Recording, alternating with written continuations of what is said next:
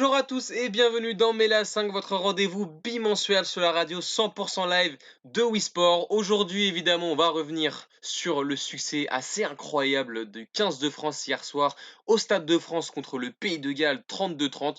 On consacrera évidemment une large partie de notre émission à cette rencontre avant d'évoquer celle de la semaine prochaine qui attend nos Bleus face à l'Écosse, qui déterminera si le 15 de France remportera oui ou non ce tournoi ou si le succès reviendra à des Gallois qui ont perdu ce grand chelem hier dans les tout derniers instants de cette rencontre contre nos Bleus. Aujourd'hui, pour animer cette émission, je ne serai évidemment pas seul. Vous retrouverez deux chroniqueurs que vous avez désormais l'habitude de retrouver dans cette émission. Vincent Chalier, salut Vincent. Salut Greg, et puis salut à tous, et quel bonheur, quelle belle journée, hein. Et Flavien Olivier, salut Flavien. Salut Greg, salut tout le monde, la France est le nouveau pays du rugby, oubliez les All Blacks. Je vais vous poser une première question, messieurs. Comment ça va, évidemment? J'ai envie d'avoir un peu votre enthousiasme, que vous nous fassiez part de votre joie après cette rencontre qu'on a vécue hier soir et cette victoire des Bleus dans les derniers instants. Ça va plutôt très bien, et puis surtout de voir une équipe de France qui nous fait vibrer comme ça, voilà, rien que d'en parler, j'ai encore les frissons, une fin de match incroyable malgré une rencontre qui au final n'a pas été exceptionnelle, je pense qu'on va y revenir. Enfin, en termes, je parle de plus de techniquement, mais voilà, il y a quelque chose qui s'est passé, et je pense que hier, je crois que c'était Lartaud qui parlait d'un acte fondateur. Je pense que c'est vraiment ça, c'est vraiment un match qui va compter pour la suite des Français, et c'est très très très bon en vue des prochaines échéances, et notamment de la Coupe du Monde 2023, parce que des matchs comme ça, ça permet de souder une équipe, et puis voilà, on va aller taper les Blacks, premier match, puis on va aller chercher tout le monde, et puis on va finir champion du monde. Là, ça y est, c'est écrit, hein. Enfin, je vois pas comment c'est possible autrement, hein. Ouais, on est heureux, mais voilà, si on va quand même essayer un peu d'élever un peu le débat, et il y a beaucoup de choses à dire sur ce match, et pas que positif. Évidemment, on va y revenir longuement. Tout d'abord, on va peut-être rappeler les deux compositions, hein, avec du côté du 15 de France, une équipe assez classique, avec en première ligne Baye, Marchand et Aouas, en deuxième ligne Taofi Fenoua qui a remplacé Leroux blessé, Willem C. En troisième ligne, Cretin, Aldrit, Olivon. À la charnière, Dupont et Jalibert. Il y avait peut-être une petite incertitude avec Romain Tamac, mais finalement, dans la continuité de sa bonne performance en Angleterre, Fabien Galtier a opté pour Mathieu Jalibert en 10. Et puis au centre, Fikou Vakatawa. Sur les ailes, Thomas Penaud. Et à l'arrière, Brice Dulin. Pas de changement. Et du côté du Pays de Galles, pas beaucoup plus de changements finalement, avec une première ligne, Jones, Owens, Francis. Une deuxième ligne composée de Beard et Halloween Jones, évidemment. Une troisième ligne qu'on connaît désormais bien avec Navidi, Faletao et Tipuric. Davis et Bigard à la charnière. Et puis au centre, Davis North. Sur les ailes, Adams et évidemment Louis Riz-Zamit.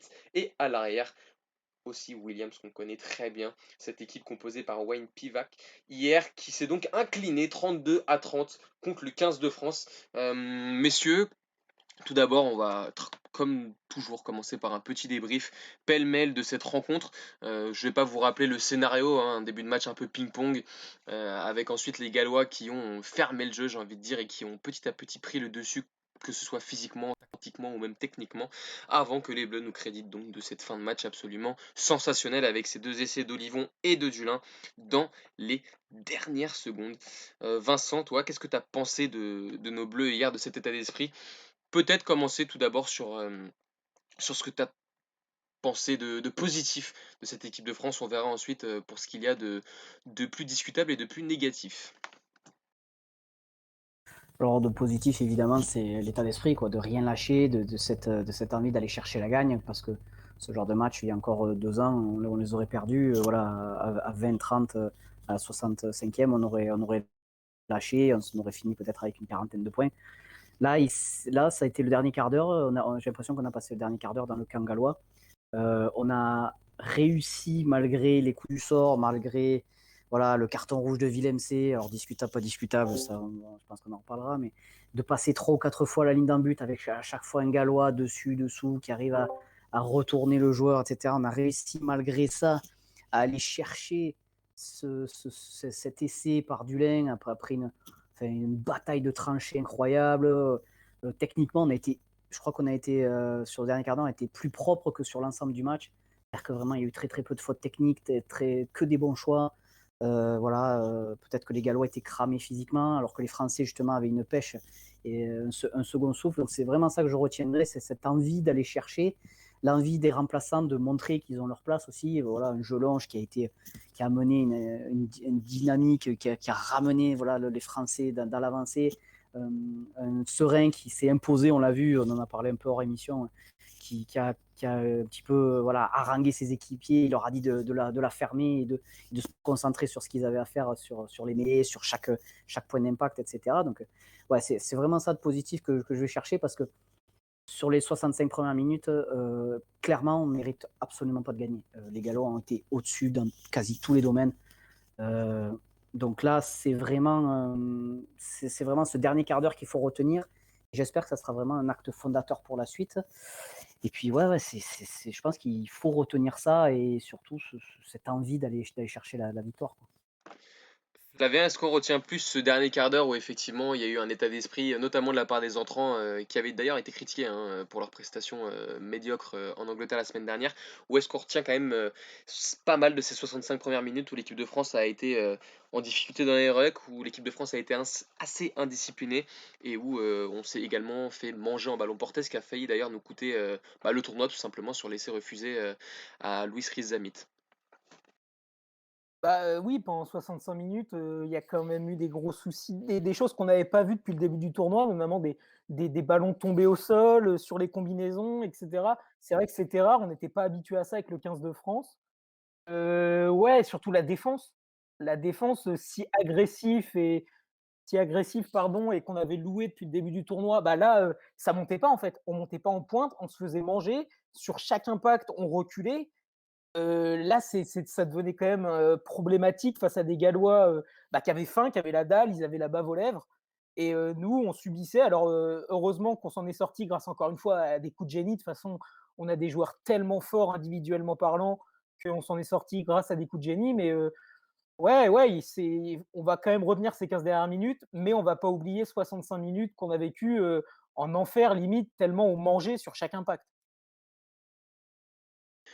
Et justement, au-delà des 15 dernières minutes, de l'état d'esprit, etc., est-ce qu'il y a des individualités que vous voudriez particulièrement mettre en avant sur cette fin de match? Est-ce que on peut signaler le très bon match d'un Grégory Aldrit, d'un Charles Olivon, on y reviendra après, même d'un Marchand hein, dans les zones de combat? Qu'est-ce que vous avez envie de retenir? Et peut-être qu'un Brice Dulin aussi, même s'il a pu être en difficulté dans les airs, au final, c'est quand même retrouvé en position d'homme providentiel. Voilà, c'est vraiment individuellement, qu'est-ce que vous retiendrez de cette rencontre, Vincent? Ouais, déjà toute la première ligne, vraiment, quand toute la première ligne est comme ça, à ce niveau-là, on est difficilement prenable. On a vu quand on a pris le carton rouge sur Willem C, bon, même si Fico est venu rajouter un petit peu de puissance en mêlée, mais c'est vrai que c'est pas une troisième ligne de formation. Et malgré ça, on a enfoncé les Gallois, ou du moins on leur a vraiment maintenu la tête sous l'eau sur cette phase-là. Donc je pense que c'est plus, au-delà des individualités, c'est vraiment tout le pack français, tout le 8 de devant qui a été monstrueux, quoi. Monstrueux d'abnégation, de travail, d'envie. Voilà, même comme disait Flavien, c'est vrai qu'en défense, on n'a pas été aussi agressif que d'habitude, mais derrière, sur chaque ruck, dès qu'on a réussi un petit peu à se libérer, je sais pas, en se disant ben, foutu pour foutu, il faut y aller. Et là, on a retrouvé le vrai visage et c'est vrai qu'on a été monstrueux sur le dernier quart d'heure. C'est vraiment ça, c'est vraiment, je pense, plus que des individualités, c'est vraiment un collectif. Chacun a amené sa pierre à l'édifice. C'est ce que je trouve qui est très très intéressant sur cette fin de match-là. Encore une fois, voilà, je remets un Jelonge qui a amené un truc en plus. Vraiment, chacun a amené sa pierre. Et c'est ça, je pense qu'il faut plus peut-être retenir que sur des individualités. En fait, c'est vraiment mon état d'esprit. Ouais, les entrants, en fait, ils ont envoyé un gros message à Fabien Galtier et à son staff. Ils ont dit, «Voilà, pour la coupe du monde, il faudra compter sur nous, mais pas, après le numéro 15, dans les 15. On veut être titulaires tous». Je pense à un Arthur Vincent, il est rentré en jeu, il a tout tué. Il prenait la balle, il avançait, il avait faim, il faisait des décalages, c'était génial. Jelonge, pareil. Voilà, ils ont montré que les titulaires habituels, ils ont pas fait le taf. Nous, on va rentrer et on va montrer à tout le monde qu'on a notre place dans ce groupe. Alors oui, bien sûr, il y a toujours aussi un Brice Dulin, mais lui, par rapport aux autres, Brice Dulin, c'est 80 minutes pleines. Il met 2 essais, 82e minute, il est là en bout de ligne. Vraiment, on n'est pas loin d'avoir notre arrière titulaire pour la coupe du monde, même s'il sera un peu vieux. Et oui, les rentrants ont vraiment apporté un coup de peps, même s'il faut le rappeler, les Gallois étaient à 2 de moins. Nous, on était quand même à 14. Ça a fait la différence. Mais voilà, il faut vraiment mettre un coup de chapeau au banc et à des joueurs qui veulent être là, qui se mettent au diapason des autres. Et c'est du bonheur pour un groupe. Ouais, sans compter qu'on n'en a pas beaucoup parlé, mais mine de rien, cette équipe a su s'adapter parce que très tôt, on perd un Mathieu Gélibert et un Tao Fifenois qui ont été très importants au début de match. On rappelle que les deux sont directement impliqués sur les deux premiers essais. Donc c'est peut-être ça aussi qu'on peut retenir de cette équipe de France, Vincent, cette adaptation à des événements qui ont été contraires très très tôt dans la rencontre. Et c'est aussi, Oui. évidemment, paradoxalement, ce qui a pu causer une certaine forme de, de déstabilisation qui a fait que les Gallois, pendant une bonne heure, ont pris le jeu à leur compte. Oui, clairement, ça a pas dû, ça a pas dû aider, mais ouais, comme tu dis, ça a permis ça a mis du temps. Les Français ont vraiment mis du temps peut-être à vraiment digérer ces deux faits de match. En plus, c'est vrai que voilà, l'arbitrage a été contestable, mais sans être contesté par les Français aussi. C'est vrai qu'ils auraient pu s'énerver. On les a sentis à un moment donné un peu frustrés, mais ils n'ont jamais vraiment râlé. Ils n'ont pas pris 10 mètres de plus, parce que je pense que Pierre s'attendait que ça. Au final, ils sont très très peu pénalisés, les Français. J'ai les stats sous les yeux. Ils sont à 6 pénalités sur l'ensemble du match, ce qui n'est pas énorme, contrairement aux Gallois qui, eux, en sont à 15. Donc, ouais, ils ont réussi à s'adapter, même si ça a été un petit peu plus long. Et puis ouais, il y a un truc, dans cette équipe. On peut dire ce qu'on veut. Il y a quelque chose, il y a une âme. Vraiment, on sent que c'est une équipe soudée et que quoi qu'il arrive, ils arriveront toujours à rebondir, à profiter justement de cet enthousiasme de la part des entrants. Et puis, ouais, à être accrocheur jusqu'au bout. C'est vraiment, on a l'impression de voir l'Irlande de la grande époque où les mecs ils lâchent rien, même après la 80e. Voilà, ils continuent, continuent, continuent. Nous, ça a peut-être été moins flamboyant, un peu plus désorganisé, mais c'est dans passez-moi l'expression, dans le bordel qu'on est le meilleur, les Français. Et je pense que c'est ce qui a fait la différence sur ce match-là, quoi. C'est sur cette fin de match, c'est la capacité à rebondir, à continuer, à rien lâcher. Et c'est ça qui a vraiment fait la différence. Ouais. J'aimerais du coup, avec vous, pour terminer l'analyse de ce match, aborder 2 points. Euh, D'une part, l'arbitrage, dont on parlera peut-être à la fin. Je vous laisserai le mot de la fin sur l'arbitrage, voilà, il y a l'occasion de vous lâcher un petit peu. Mais j'aimerais du coup revenir sur un point dont on n'a pas eu l'occasion de parler vraiment dans cette émission, car lors de la dernière émission, on n'avait pas forcément tous les tenants ni les aboutissants, et c'était pas forcément pertinent d'en parler à ce moment-là. C'est le problème évidemment de la crise. De la crise de la bulle sanitaire entre guillemets des Bleus qui aurait été percée, dont on a beaucoup parlé et qui a fait couler beaucoup d'encre. Flavien nous disait dans la rédac hier que si jamais on venait à perdre ce match, et bah, il y avait de grandes chances que ça fasse jaser. Même sur les réseaux sociaux, on pouvait voir les supporters être très perplexes quant à ce fait de campagne, si je puis dire, en cas de défaite. Est-ce que cette victoire, Vincent disait tout à l'heure que ça pouvait être le point de départ de quelque chose, est-ce que c'est d'autant plus vrai, Flavien, avec tout ce qui s'est passé pendant ce 6 nations du côté des Bleus? Et c'est quand même compliqué parce que même s'il y a victoire, on ne sait pas. On ne sait pas si la confiance a été altérée entre Fabien Galtier et son groupe. Bien sûr, elle l'a été, mais voilà, comme on l'avait dit, lors de la dernière émission de Mêlée à 5, ce sont des compétiteurs. Il n'y a pas que Fabien Galtier dans le staff, il y a aussi Raphaël Ibanez, il y a les autres, voilà. Donc peut-être que même Fabien Galtier a fait son mea culpa, que ça va mieux. On Au niveau de l'état d'esprit, sur ce qu'on a vu, je pense qu'il faudrait être fou pour dire que ça a altéré la confiance entre Fabien Galtier et les joueurs, parce que voilà, ils se sont dépouillés, ils ont mis les tripes sur le terrain, ils y sont allés. Donc oui, comme l'a dit Vincent en début d'émission, c'est fondateur et ça peut faire justement oublier, allez, cette anecdote, ce sera sûrement une anecdote dans quelques années. Voilà, oubliez ça, on repart sur de bonnes bases, on crée un exploit, on fait vibrer la France. Et voilà, avec cette victoire, on va dire c'est du passé, c'est un mauvais souvenir et maintenant ils vont avancer et on espère que la confiance sera au rendez-vous jusqu'en 2023. Vincent, ton avis là-dessus? Ouais, alors ça aurait pu avoir un impact, clairement. Au final, est-ce que les Français ont réussi peut-être à voilà, passer au-dessus? Je pense qu'on le saura d'ici quelques années quand les joueurs pourront en parler. Je mettrais peut-être aussi le fait, peut-être le manque de rythme, parce que c'est vrai que ça faisait quasi, je crois, un mois qu'ils n'avaient pas joué, la plupart des joueurs. Donc c'est vrai que voilà, on l'a vu notamment en Angleterre, ça a été compliqué de se mettre en jambes. C'est vrai que des matchs de cette intensité-là, de ce niveau-là, quand tu joues pas de 4 semaines, tu as beau t'entraîner, ça ne suffit pas. Quoi. Il faut vraiment le rythme, l'intensité, le contexte autour d'un match. Donc je pense que ça aurait pu avoir un impact plus fort, mais paradoxalement, je pense que ça les a peut-être resserrés encore plus en disant bon ben voilà, on sait que si on se prend une branlée en Angleterre ou contre les Gallois, là on est foutu, on va se faire complètement assassiner par la presse, par les supporters, etc. Donc il va falloir répondre présent. Donc ça les a peut-être resserrés un petit peu plus que ce que ça aurait pu les désorganiser, tant mieux. Mais bon, il va falloir faire attention pour la suite des événements parce que je pense qu'on n'en a pas tout à fait fini avec cette histoire, loin de là. Donc il va falloir trouver vraiment des moyens de s'éviter ce genre de polémique inutile, parce qu'au final, c'est une polémique inutile, dont on serait certainement bien passé. Ouais, il va falloir un petit peu se remettre au travail, notamment au niveau du staff, pour éviter de se retrouver dans des situations un peu comme celle-ci, qui peuvent compromettre ton équipe, ton staff voilà, et la vision que tous les joueurs peuvent avoir de toi. Donc, ouais, ça aurait pu être pire, je pense. Ouais, tu parlais de rythme aussi, un peu pour sortir de cette polémique, tu parlais de rythme.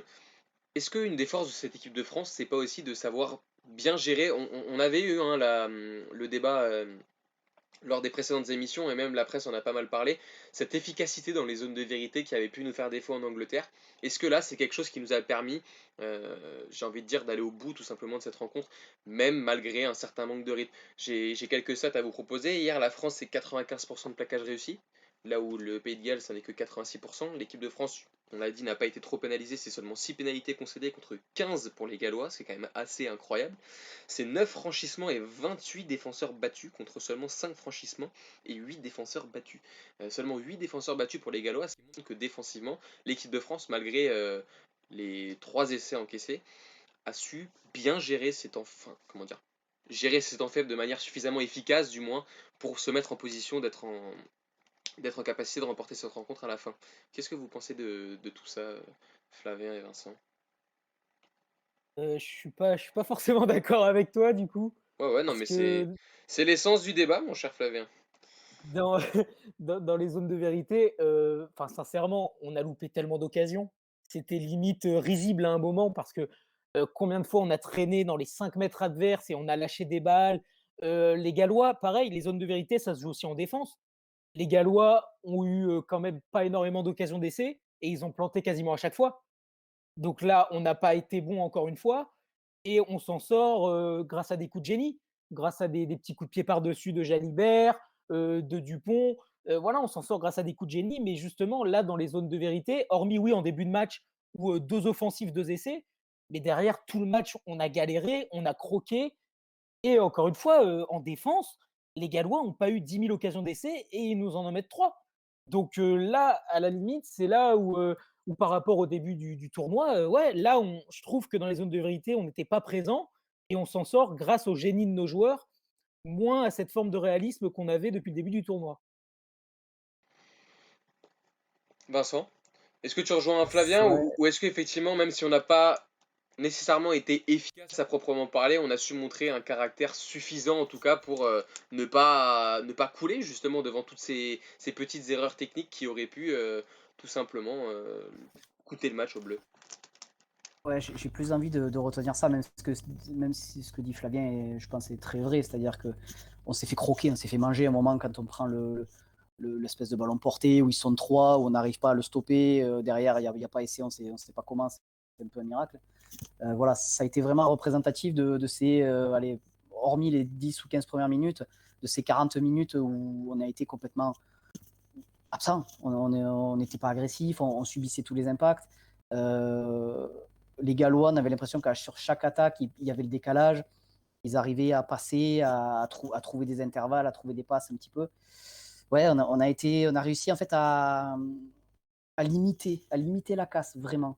Ça a été ça, parce que si à la mi-temps, les Gallois sont peut-être 10 ou 15 points devant, il n'y aurait rien eu à dire, pareil à la 50e, quoi. Les Gallois n'ont peut-être pas été assez précis, c'est ce qui nous a permis de rester justement dans ce match-là.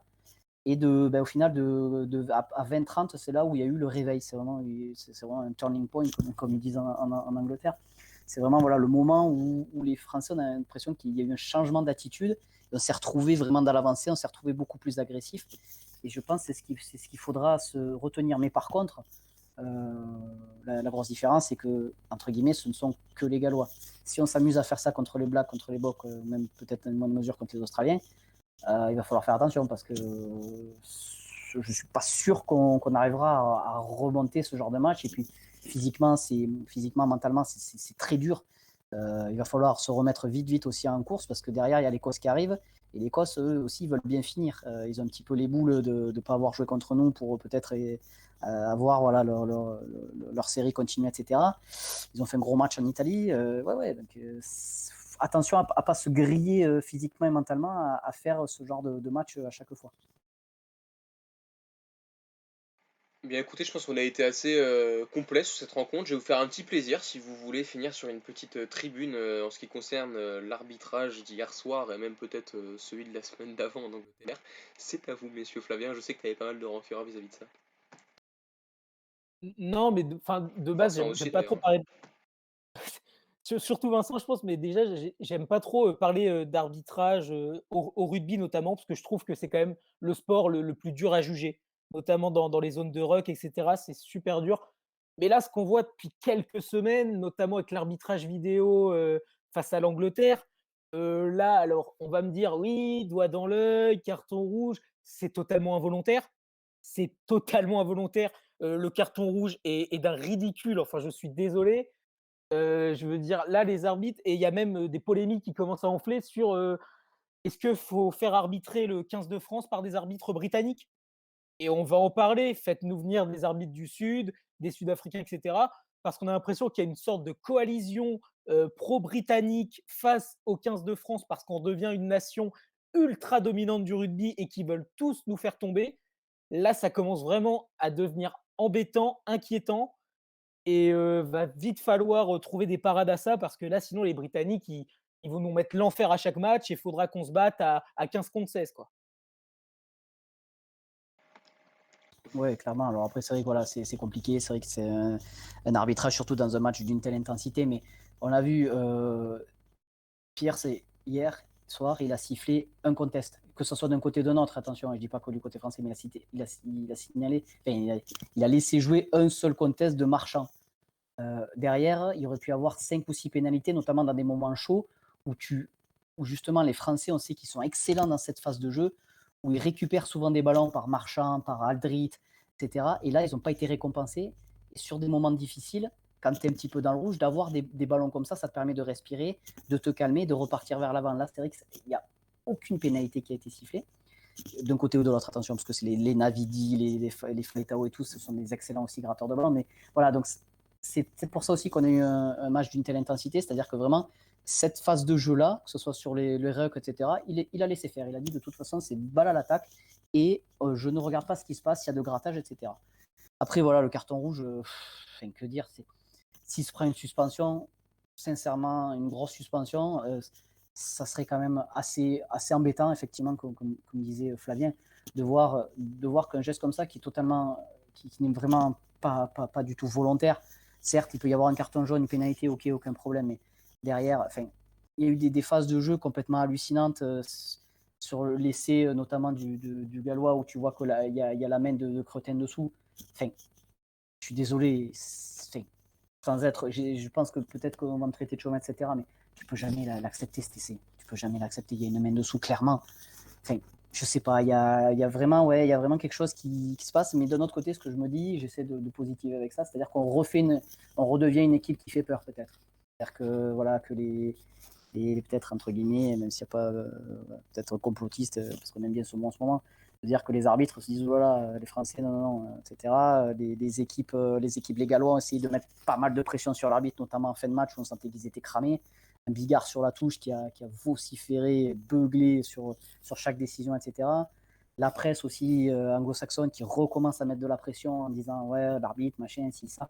Voilà, donc ça veut dire qu'on est en train peut-être de redevenir une équipe, on est redevenu, je pense, peut-être même une équipe qui fait peur, et que maintenant, il ne manque plus à passer la dernière marche pour être arbitré comme une grande équipe, et non plus comme une équipe qui est en train de redevenir ce qu'elle était. Donc, comme peuvent, par exemple, être arbitrés les Blacks, où on sait que ils sont presque intouchables. Là, c'est vrai qu'il manque encore à passer ce cap-là pour être tranquille au niveau de l'arbitrage, mais clairement, on a encore, je pense, peut-être 1 ou 2 saisons où ça va être assez compliqué. Et puis des arbitrages comme ça où voilà, il y a des questions, c'est dur, etc. On n'est pas arbitre, je suis entièrement d'accord, mais il y a quand même des choses qui me chiffonnent, quoi.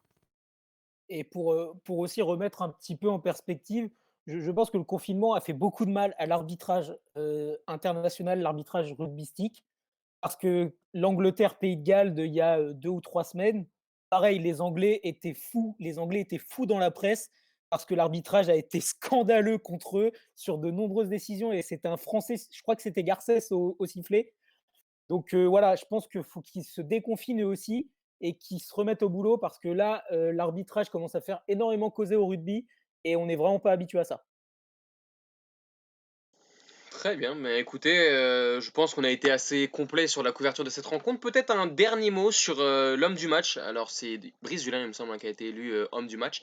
Mais on a dégagé un autre homme fort de cette équipe. C'est évidemment le capitaine Charles Olivon qui a été assez monstrueux et hier, faut le dire.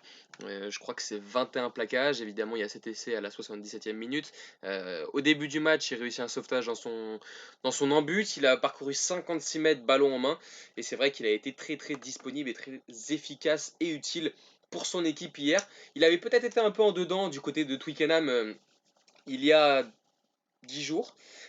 Est-ce que justement Charles Olivon, parce que clairement on peut le dire, ses performances impactent considérablement les résultats de son équipe et de la rencontre en règle générale, est-ce que c'est pas la marque des grands et est-ce qu'on s'est pas là trouvé un vrai capitaine.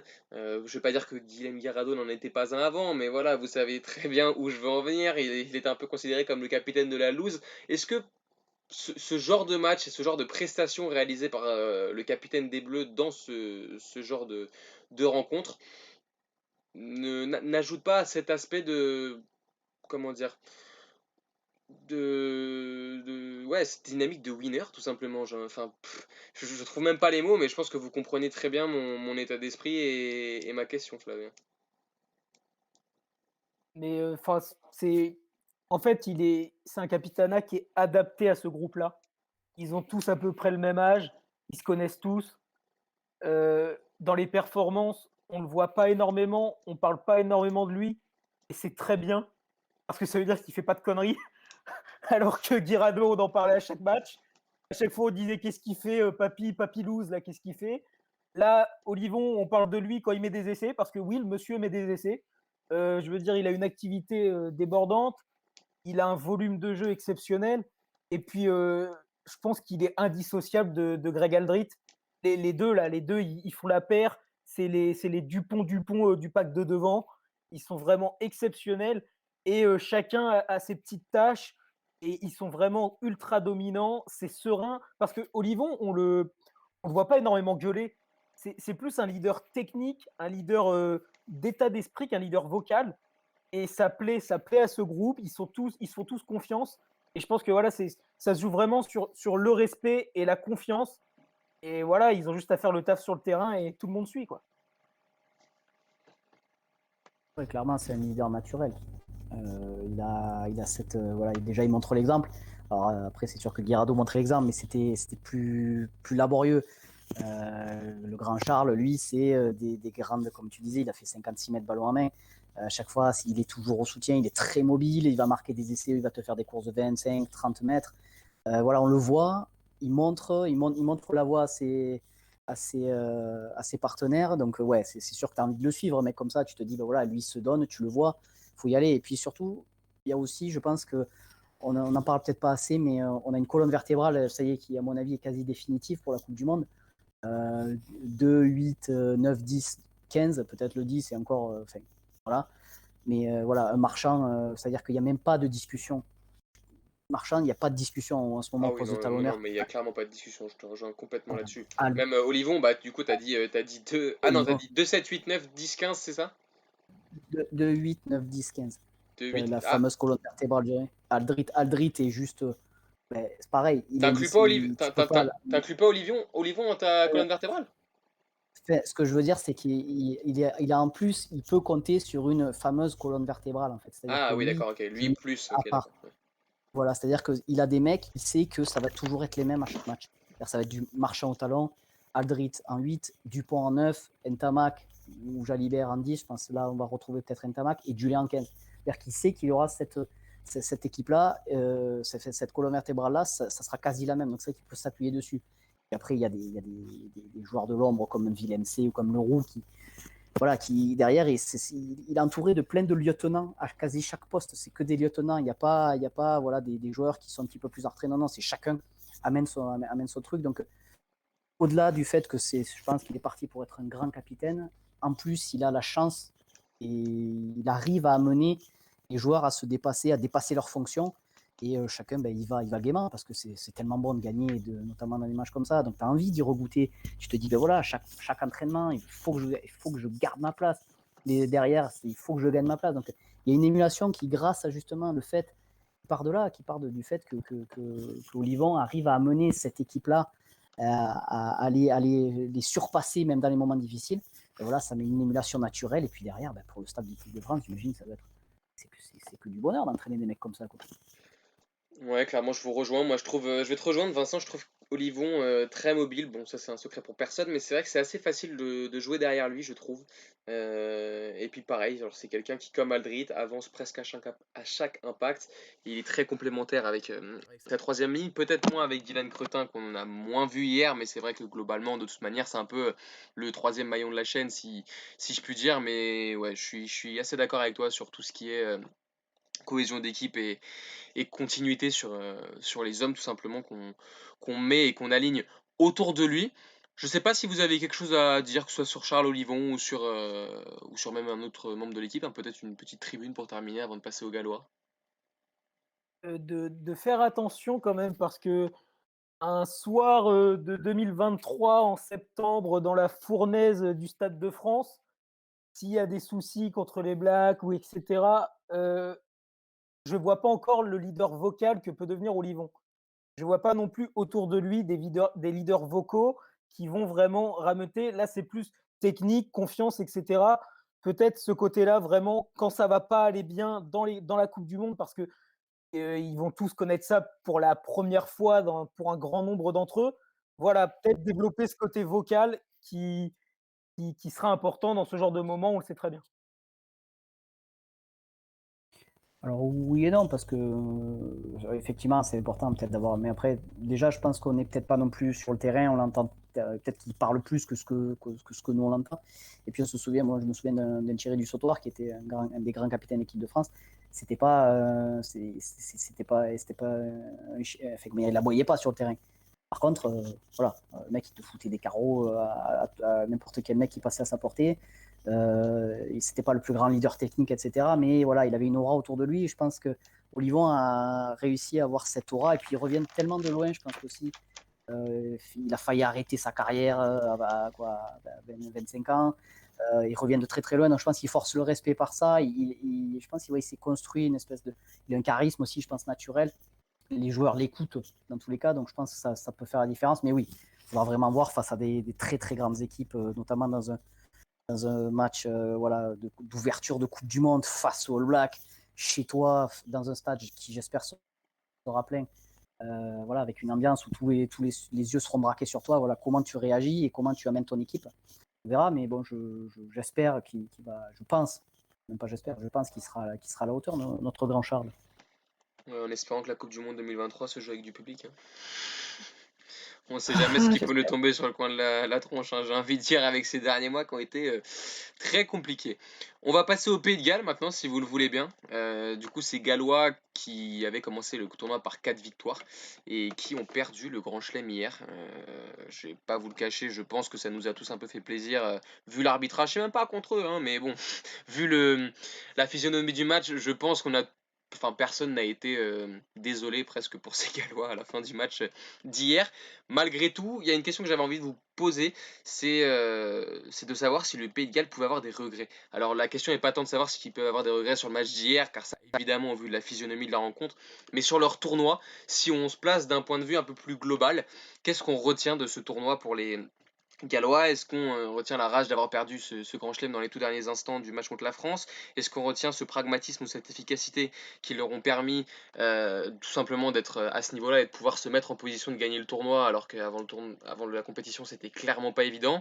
Est-ce qu'on retient le fait qu'une pépite comme Luis Rizamit a un peu confirmé tous les espoirs placés en lui, une troisième ligne qui a été hyper performante avec notamment Faletao et Tipuric qui ont été très très importants pour leur équipe?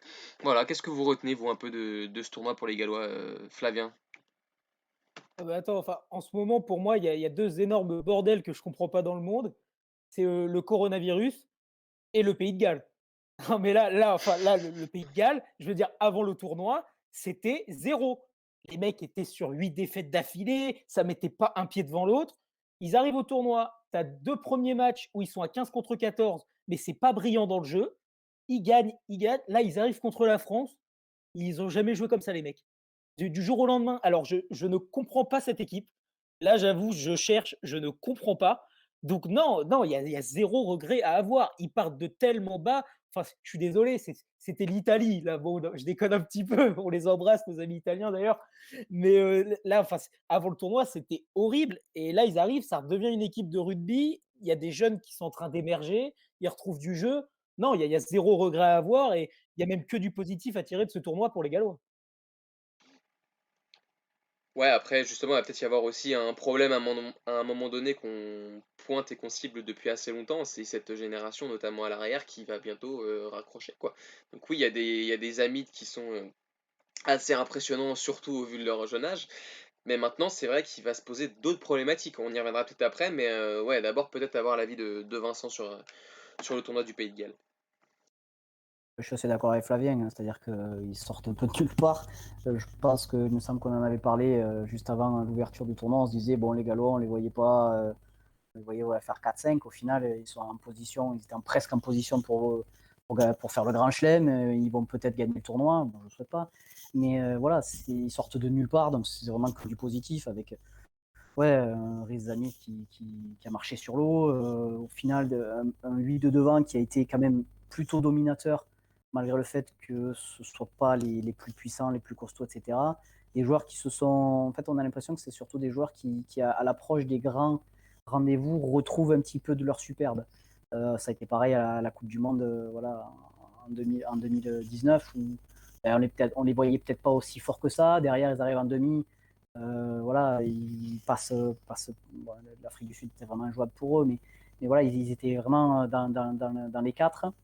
Là, je pense que ils n'ont pas grand-chose à regretter, si ce n'est leur dernier quart d'heure de leur dernier match de ce tournoi de 2021. Eh bien écoutez, messieurs, on va passer à la quatrième et dernière partie de cette émission. Sur la rencontre qui attend donc les Bleus vendredi prochain au Stade de France contre l'Écosse, cette belle équipe écossaise hein, qui s'est largement imposée à Murrayfield 52-10 contre l'Italie. Il y a plusieurs questions qui émanent donc de ce dernier thème.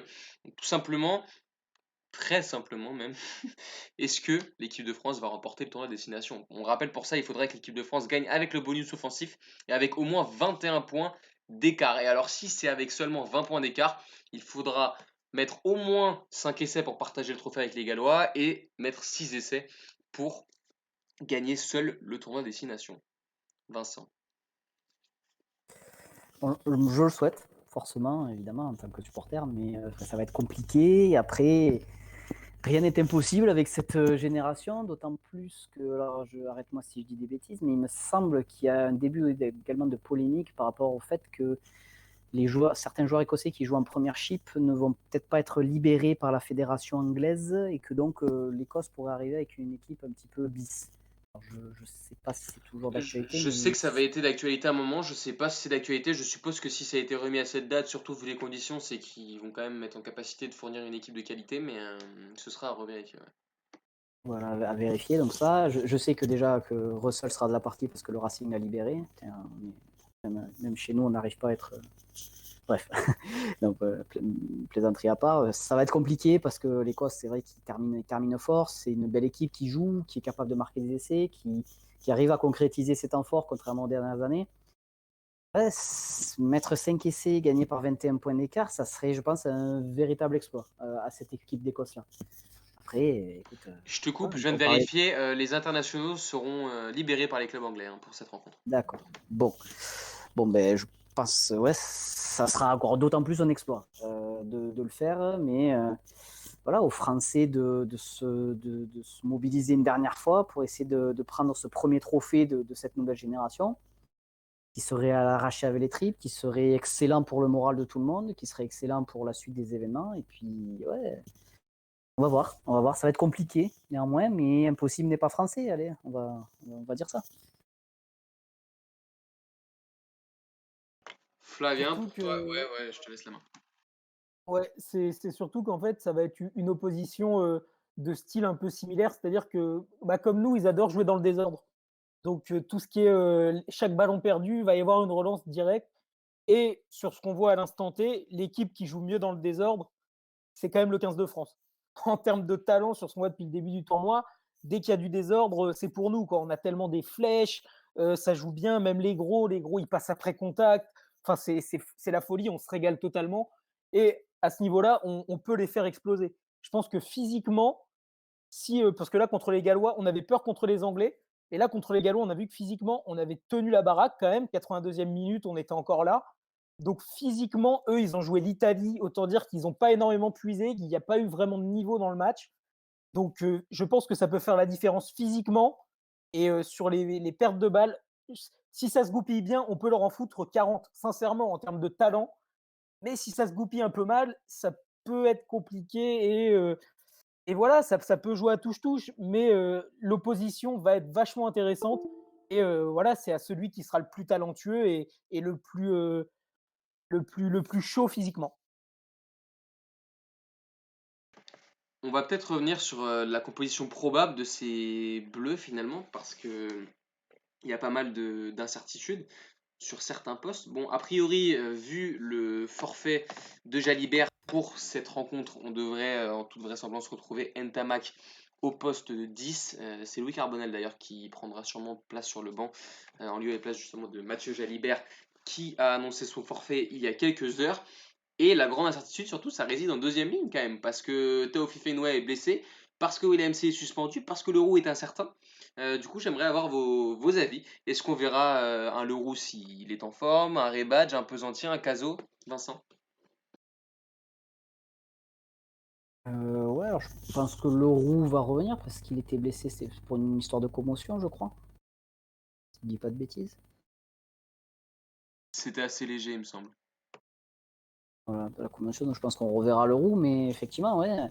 Après, peut-être qu'un Rebadge aura sa chance parce qu'au final, il a quand même été, il a quand même relevé le défi hier soir. Il a été plutôt bon dans ce qu'on lui a demandé de faire. Et je pense que sa taille nous fera beaucoup de bien en touche parce qu'on sait que les Écossais en touche sont de vrais poisons, notamment par un certain Gray qui est excellent en touche et qui excelle dans l'art du contre. Voilà, un Rebadge, je pense, nous fera du bien. Très mobile aussi, parce qu'on sait que les Écossais, ça ne va pas être du rentre-dedans, ça va être énormément de jeux sur les extérieurs, ils vont déplacer énormément le ballon. Il faut des joueurs capables de se replacer aussi, parce que comme disait Flavien c'est vrai qu'ils sont excellents quand c'est un petit peu le désordre. Donc il faut des joueurs capables de revenir du diable vauvert pour plaquer au dernier moment, etc., ou pour faire commettre un en avant. Ouais, peut-être, je pense, une deuxième ligne Rebadge Leroux, qui sera peut-être moins puissant, sera moins tracteur que des Willem C ou qu'un Tao, mais qui derrière vont être capables de jouer peut-être 60-70 minutes à fond en balayant tous les coins du terrain.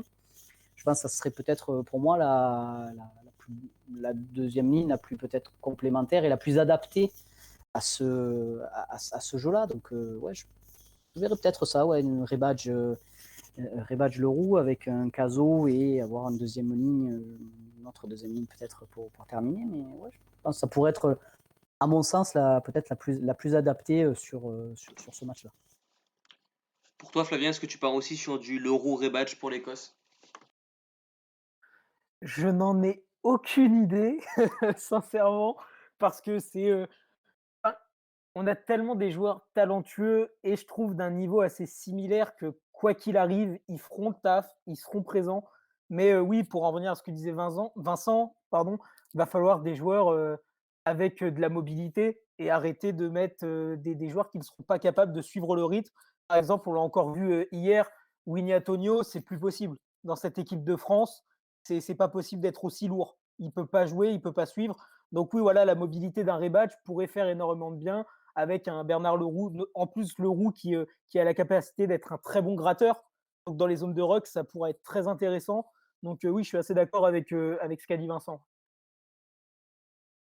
Sinon, plus globalement, sur le 15, on part sur quoi? Sur quelque chose d'assez classique avec la première ligne habituelle, la deuxième ligne Rebadge Leroux, la troisième ligne Aldrit, Olivon et Cretin. Peut-être une petite incertitude sur Cretin, hein, ou peut-être décaler un Aldrit ou un Olivon en deuxième ligne, on ne sait pas, pourquoi pas, et mettre un Jelonche à la place pour combler tous ces forfaits ou toutes ces suspensions.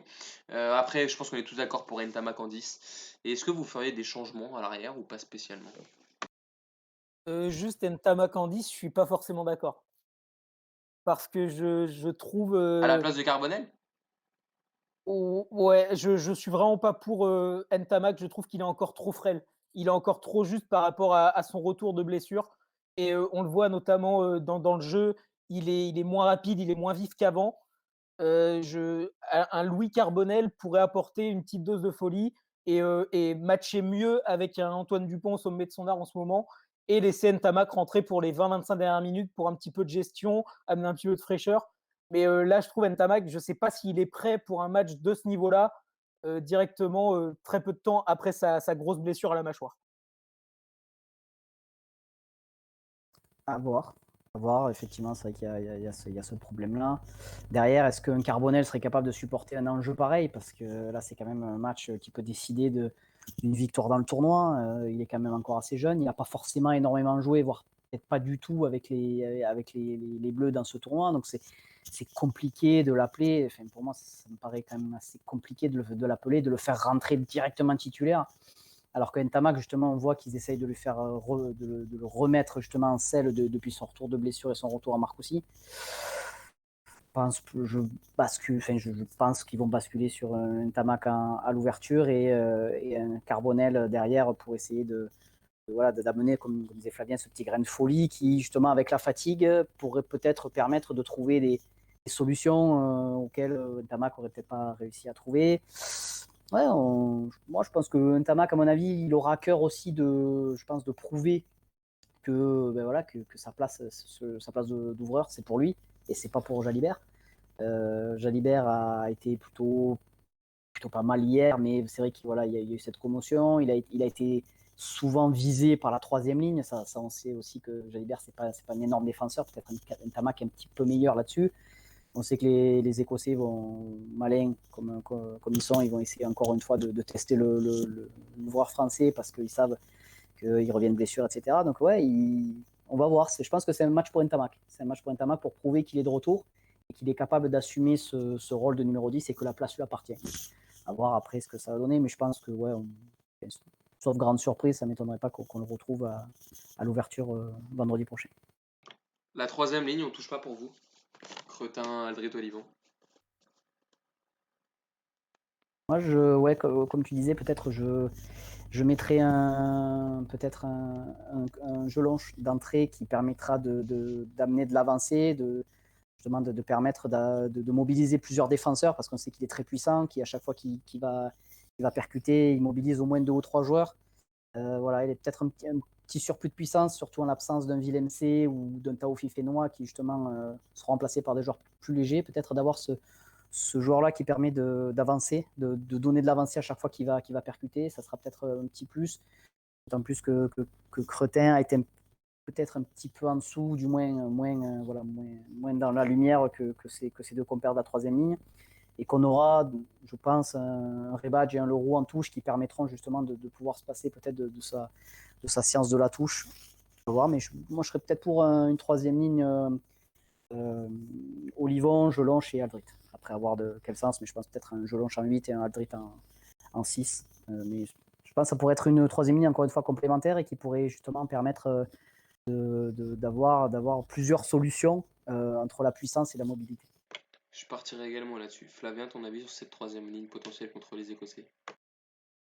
Que ouais, Jelonch a marqué des points et justement alors on est, c'est le tournoi à destination, on joue la victoire, c'est super important, on le sait, mais on est aussi dans une forme de laboratoire pour 2023. Fabien Galtier a dû ado il a dû vraiment kiffer ce qu'il a vu, lors de la rentrée de Jelonge, d'Arthur Vincent, des rentrants. Est-ce qu'il se dirait pas: «Pour les récompenser, je les fous dans le grand bain dès le début et montrez-moi ce que vous êtes capable de faire dans un match aussi décisif»? Peut-être parce que l'état de physique des joueurs, on n'en a pas beaucoup parlé, mais bizarrement, la paire de centre, Vakatawa-Fickou n'a pas été dominante. C'est peut-être l'une des premières fois que je vois cette paire de centre pas dominante, qui n'avance pas à chaque impact. Donc voilà, peut-être que physiquement, il y en a qui sont un petit peu fatigués, un petit peu sur la jante. Et voilà, peut-être que Fabien Galtier va surprendre tout le monde et récompenser les rentrants du match contre le Pays de Galles et vraiment voilà, continuer dans cette forme de laboratoire et voir s'il a vraiment un groupe assez homogène à tous les postes. Bon, écoutez, du coup, pour résumer un peu, pour nos internautes, notre équipe partirait donc sur un 15 avec la première ligne habituelle, une deuxième ligne entre Leroux et Rebatch, une troisième ligne potentiellement Jelonge, Aldrit et Olivon. Petite discorde sur le 10 hein, entre Carbonel et Ntamak, plus peut-être Ntamak sauf pour Flavien qui partirait sur Carbonel et pas de changement significatif à l'arrière. Pour clôturer cette émission, messieurs, on va s'attarder peut-être quelques minutes sur les clés de cette rencontre. Flavien en a déjà donné quelques-unes avec notamment le jeu dans le désordre comme on aime l'appeler qui bénéficiera peut-être aux Français. J'aimerais avoir votre avis un peu sur les clés, ce qui pourrait faire basculer cette rencontre en faveur du 15 de France. Est-ce que c'est le jeu sur les extérieurs? Est-ce que c'est la précision du pied? Est-ce que c'est l'efficacité dans les zones de combat, en conquête, ou tout ce genre de choses? Vincent? Euh, je pense que la première chose, c'est qu'il va vraiment falloir tenir le ballon. Là, on va peut-être pas pouvoir se permettre de laisser la possession comme on a pu le faire hier soir face aux Gallois. Parce que si les Gallois n'ont pas été très efficaces, les Écossais, je suis persuadé qu'ils seront capables de le faire. En plus, ils sortent une grosse prestation en Italie où vraiment ils étaient irrésistibles. Il ne faudra pas leur laisser le gain du ballon. Il va falloir tenir le ballon. Il va falloir peut-être essayer de forcer un peu sa nature et ne pas avoir ce fameux jeu de dépossession.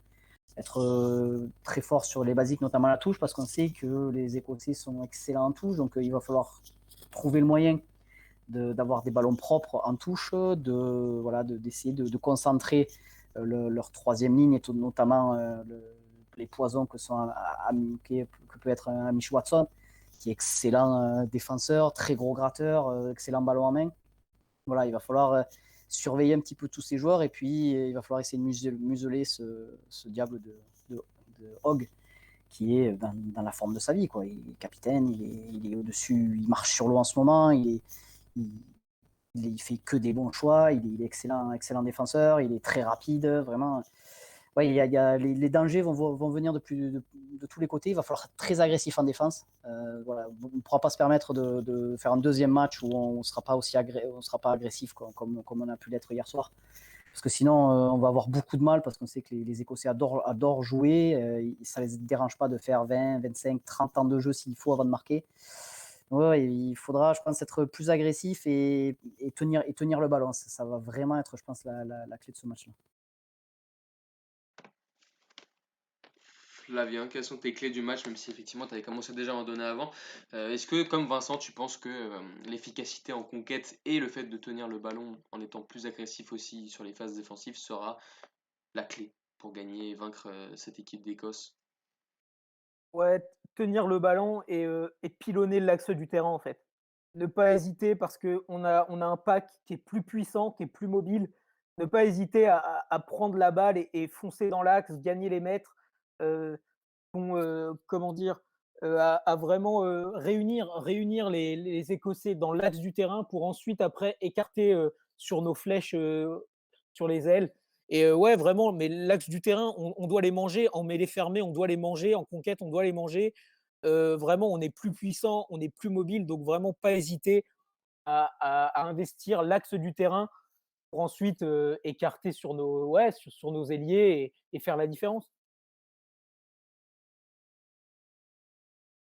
Je te rejoins particulièrement là-dessus. Vraiment, je pense que c'est une des clés pour le coup de pilonner l'axe du terrain, d'être très très agressif, que ce soit en attaque ou en défense d'ailleurs, et ensuite d'écarter sur les ailes. Je pense qu'il y a vraiment quelque chose à faire. On a plus de qualité individuelle que ces Écossais, et évidemment, il y a aussi tous les facteurs qui sont nécessaires à la bonne performance rugbystique, comme l'efficacité dans les zones de vérité, comme le fait d'assurer les conquêtes, tout ce genre de choses qui feront évidemment que la France ou pas réussira son objectif de battre l'Écosse avec 21 points d'écart et 5 essais, enfin et le bonus offensif, pardon, ou 20 points et au moins 5 essais, voilà, c'était ça le fond de mon propos.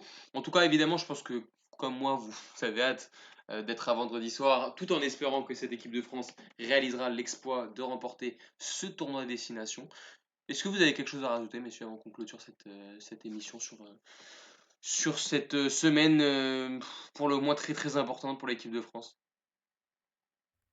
Après l'acte fondateur de hier soir, ben, il y a une deuxième, je pense, un deuxième acte fondateur qui pourrait confirmer définitivement le renouveau de l'équipe de France et le retour de l'équipe de France au premier plan. Et c'est ce match contre l'Écosse, parce que si on gagne et qu'on réussit à remporter le tournoi, ben derrière, ça change pas mal de choses. Donc, ben, allez les Bleus, hein, faites-le, faites-nous rêver, faites-nous vibrer. Et puis bon, même si vous réussissez pas à remporter ce tournoi, voilà, au moins déjà merci pour toutes les émotions que vous avez procurées depuis le début de ce tournoi.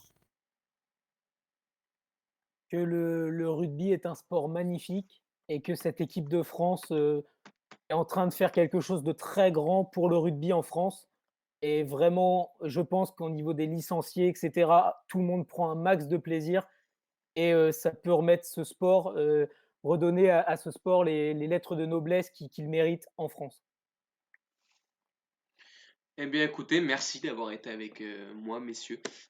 Encore ravi d'avoir pu débattre avec vous de ce magnifique match d'hier et de cette grande émotion qu'on a tous, je pense, ressentie. Et en tout cas, on vous donne rendez-vous vendredi prochain et pour ce France-Écosse tout d'abord, et puis le week-end prochain pour évidemment un nouveau numéro de Mêlée à 5 qui reviendra exceptionnellement moins d'une semaine après cette nouvelle édition. Bonne soirée à tous, prenez soin des vôtres et allez les Bleus.